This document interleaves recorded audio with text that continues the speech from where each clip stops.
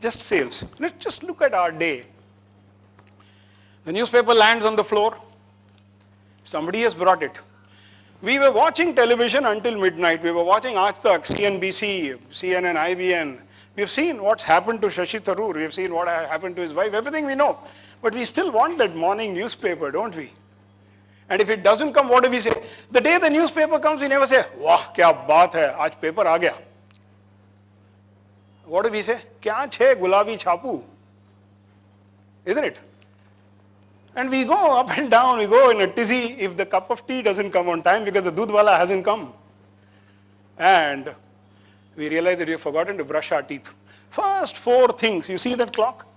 The alarm clock. It's a good old-fashioned avatar of your snoozing mobile phone, which you keep pressing every 5 minutes in the hope that you'll grab a little more sleep. These 4 things we use in the morning without even realizing that someone has come and sold us this thing, or we bought it from a shop, and that some salesman has probably made us begin our day on a bright note. Every moment is actually a sales moment from moment 1 in your day. And one can't emphasize the importance of it. There are so many things on your screen that you see, food, something to bathe with, something to speak with, something to plug and play, something that you consume, and then of course the bed. Our day consists of so many things, but imagine a single day in your life when you don't get to move, when you don't get breakfast or lunch or dinner or sleep or travel or talk or water. My wife was telling me a very interesting example this morning. She said, eureka Forbes के salesman को सारी दुनिया गाली देती है. वो आके डरा देता है, मैडम आप जो पानी पी रहे हैं वो जहर है, and things like that.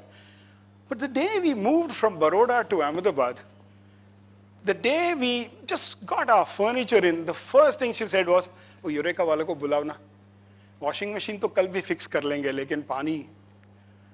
So what are we talking about? We can't do without certain basic necessities. And who do we think brings them to all of us? Well, we take things for granted. We forget to even remember who the person is. It is the salesman. And how do we treat the salesman? Just look at the door on your screen and see what's happening to it. The "I am busy, don't disturb me, you put me off" kind of signals that are conveyed to you. A closed door, a smug expression, and sometimes even worse. Spare a thought for the salesperson.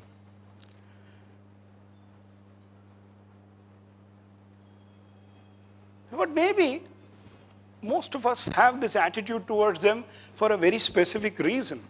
And maybe that is the reason. You heard of this famous cliched comment, no? Foot in the door, salesman. And the foot is so firmly in the door that at times it just breaks open the door. And a harried and hassled homemaker ends up picking up that vacuum cleaner. She has tears of joy in her eyes, thinking, now I'm going to be the queen of my house. The bai is not going to rule me anymore. And the husband has tears in his eyes as he writes out the check. And that is a product that is actually lying in the corner of the house, literally gathering dust. The purpose for it was bought, but gathering dust in a slightly different way. But the question is, I'm going to ask you a question now. Is it because there is something about this salesperson that bothers you? What is the reason? Is it his behavior? Is it his lack of manners? Is it his lack of knowledge? A lot of salespeople probably don't even know their own product. Forget knowing the customer. Is it his lack of grace? What is it? Well, perhaps it's time to change that. And do we, as customers, do anything about changing it? And do we, as salespeople, even think about changing it so that people look at us from a different perspective? I am going to ask you a question. And the question is, and I'd like to have an answer. The hands can go up. How many of you sell?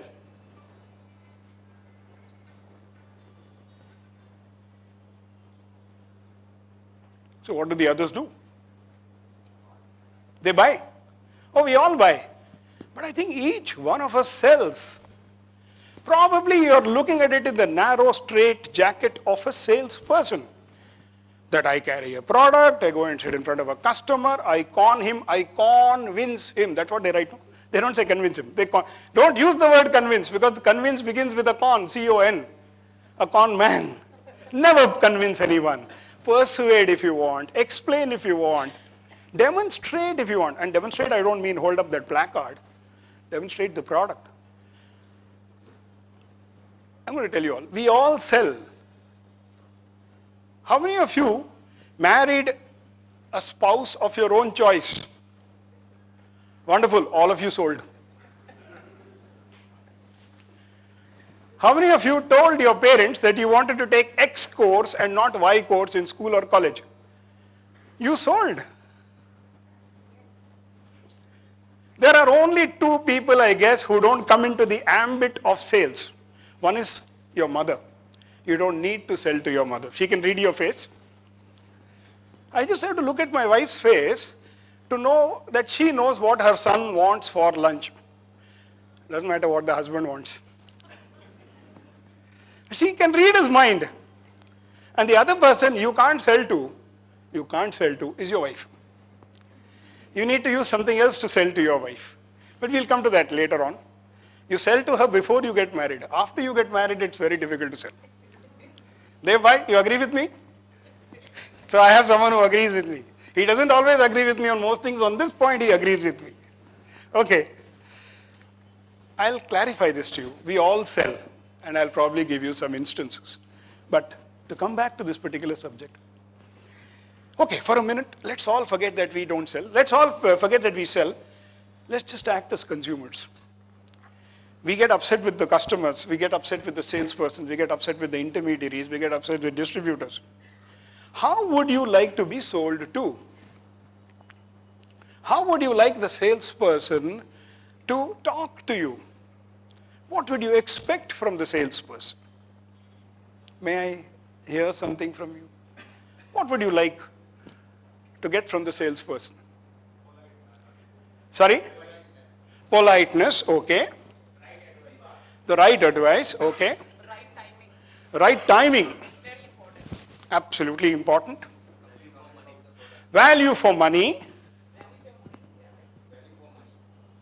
And in Gujarat, it would be a little more than value for money, right? Absolutely. Wonderful.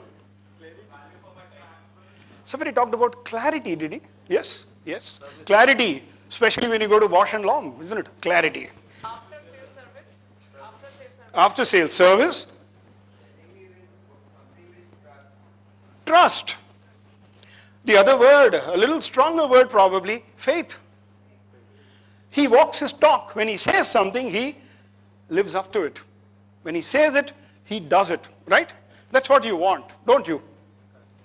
Absolutely. What else? Yes, sir. You want them to be your friend who can take you into market.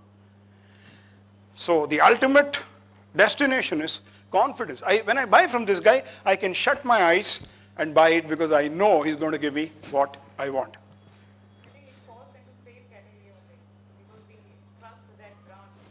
So it's a part of faith. That's what. So probably why you're telling me all this is perhaps there is a huge disconnect with what the company may be saying in its advertisements, in its claims, in its letters, in its website or wherever, and what the salesperson demonstrates or delivers, right? Because the face of the organization is the salesperson. You're not interacting with the entire, you're not interacting with Mr. Chona or with Mr. Desai. You're interacting with the person who's selling the ice cream or the tea. Right? Okay. Now, the question is, how will that change happen and what will you change about him? Well, this is what you expect, but how does that change happen? I think we all have a role. Whoever is into sales, whoever is into managing sales teams, whoever is into running the business, and whoever acts as a customer also probably has a responsibility for that. Because let's understand one thing. When are we the happiest? Generally, when are we the happiest? At what times of the year? What kind of scenarios? When are we the happiest? Sorry? Celebration, what a lovely word. But the only problem is, the product that I associate most with the word celebration, unfortunately, cannot be sold in Gujarat. It goes pop, you know. And what a funny product. It's a funny product, this champagne. It's actually a lousy product. I'll tell you why it is lousy. You first of all take the bottle, subject it to a cold torture by putting it into a bucket of ice for a long time. You pull it out, then you aim the bottle at the guy you don't like, and let the cork fly so that it hits him in the stomach. And then you do this and quickly sprinkle 50% of the champagne over all your friends, making sure that they get drenched. 50% waste कर दिया और champagne का bottle मैंने सुना है मेरे annual पगार से थोड़ा ज्यादा है. A good champagne. Now, whatever is left is quickly taken sip by sip and the bottle is passed on between people. Nobody drinks it up completely. अगर Hayward's 5000 होता तो मैं आपके साथ शेयर भी नहीं करता. Isn't it? So if I'm thirsty, I'm not drinking champagne. If I want nourishment, I'm not drinking champagne. For that I have Red Bull. Isn't it? Probably the only word I can associate with champagne is celebration. You're right, we are happiest when we are celebrating. But then what have we done? Immediately click, right click, copy, paste onto your profile on Facebook saying, I celebrated. Isn't it? Whether you really enjoyed that moment or not, you want your friends to see that you were there. So what are you doing? You're expressing the happiness that someone just loosened your purse. Second round, when we are happy, when we got that new car.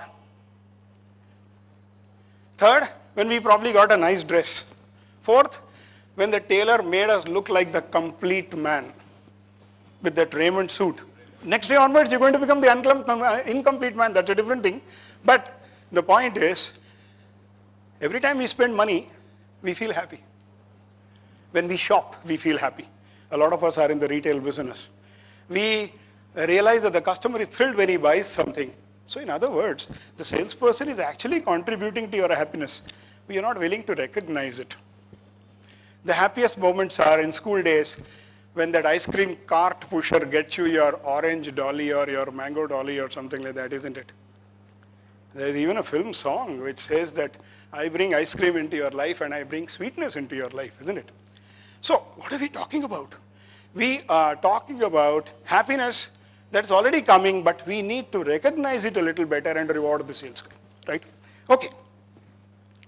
I would like to share with you something. Friends of mine, people who attended my sales training workshops may probably know it by heart. Some of them are going to say, "Fir leke baith gaye ye kaagaz." But to a lot of you, I think it may be new, and I'd like you to bear with me for a couple of minutes while I share it. In fact, why don't we all look at it as some kind of an oath. Just like people who enter the medical profession take the oath of Hippocrates and say, I'm going to be a good doctor. Or just as politicians say that, मैं इस देश की, what is that? Ekata or Akhandata and various other things, that they say in the oath. This I wish every person who sells anything in life takes this in the morning and reads it out aloud to himself and then starts implementing it. I'll just take a couple of minutes. I'm a salesman. I'm proud to be a salesman because more than any other man, I and thousands of others like me built my country. The man who builds a better air conditioner or mousetrap or car would starve to death if he waited for people to come looking for these products. Regardless of how good or how needed the product or service might be, it has to be sold. Edison had to install his electric light free of cost in an office building. The first sewing machine was smashed to pieces by a mob. Samuel Morse had to plead before 10 sessions of parliament before people even looked at his telegraph machine. People didn't go around demanding these products. They had to be sold. They needed thousands of salesmen, trailblazers, pioneers, people who could persuade with the same effectiveness as the inventor could invent. As a salesman, I have done more to make India what it is today than any other person in history. I've educated more people, created more jobs, taken away boredom from the laborer's work, given more profits to businessmen, and I've given more people a fuller and richer life. I've dragged prices down, pushed quality up, and made it possible for you to enjoy the comforts and luxuries of the products that you use. I've healed the sick, given security to the aged, and put thousands of young men and women through college. I've made it possible for inventors to invent, for factories to work, and for aircraft to fly. Whether in future you live in prefabricated houses or eat hotter, tastier, or faster cooked food, or travel by supersonic cars to the moon, depends on me. The buttered toast that you had this morning for breakfast was in a baker's oven last evening because I made sure that a farmer's wheat reached the mill, which made it into flour, and the flour was delivered to the baker. Without me, the wheels of industry would grind to a halt, and with that, jobs, marriages, politics, and freedom of thought would be a thing of the past. I'm a salesman, and I'm both proud and grateful that as such, I serve my family, my fellow men, and my country. Ladies and gentlemen, I don't know how you felt. It took you quite a while to clap. But every time I read it, I have this very strange feeling here telling me, look, man, you are one of the chosen few selected to come here and do good for people. Because the day you don't sell, let me ask you a question. What do you think would happen, ladies and gentlemen, if no salesperson in the country sold anything to any customer just for a day? Water wasn't sold, power wasn't sold, the cinema ticket wasn't sold, medicines weren't sold, fuel wasn't sold, food wasn't sold, boxes weren't sold, packaging material wasn't sold. What do you think would happen? Maybe the entire process will be stopped for a week, for a day, because saving is a part and parcel of life. Just for a day. For a day. It will impact next day as well, because it was not done yesterday. What do you think the newscaster may be saying first thing tomorrow morning on television with that grim look on her face? Maybe there will be dash of seriousness, oh, big thing happened yesterday, and because of this today we'll be having big time troubles as well. Yes, possibly the newscaster may be saying, कल के इस तकलीफ की वजह से जनजीवन अस्त व्यस्त हो गया या इतने करोड़ों का there's a very interesting word, इतने का कारोबार का, what is that, ठप हो गया or something like that. चलिए हम ना मनमोहन सिंह है, ना मॉन्टेक सिंह आलूवालिया है, ना चिदम्बरम है, हम इतने स्टेचर वाले लोग नहीं हैं. मैं तो एक बहुत ही सिंपल चीज आप लोगों के साथ डिस्कस करना चाहता हूं, और वो ये है, मेरे ख्याल से बहुत सारे ये जो डेली वेज वाले लेबरर होते हैं ना, उनके बच्चे उस दिन भूखे सोए होंगे.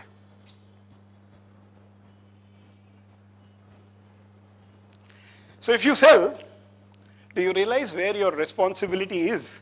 It's not about the incentive you take home. It's not about the salary that you get on time or not. It's the fact that a lot of laborers' kids are not going to get milk for the day. Every time one goes out to sell, even if he has this thought in mind, I think he realizes, like Sachin Tendulkar takes his bat and goes out into the middle, he realizes that he's got to hold up the innings for India, in spite of the fact there are a lot of batsmen around. Because the problem sometimes could be this way, that each sales guy probably thinks, आज मैं नहीं जाऊंगा तो चलेगा, कोई और तो जा रहा होगा. What if every salesperson was thinking like that? So, that is the salesperson's oath. How many of you would like to, I can arrange to send you a copy. How many of you would like to have a copy of this oath? Oh, wonderful. I'm so glad so many hands went up. You don't even have to worry about it, because I will arrange for you to get this here itself. I'll tell you how.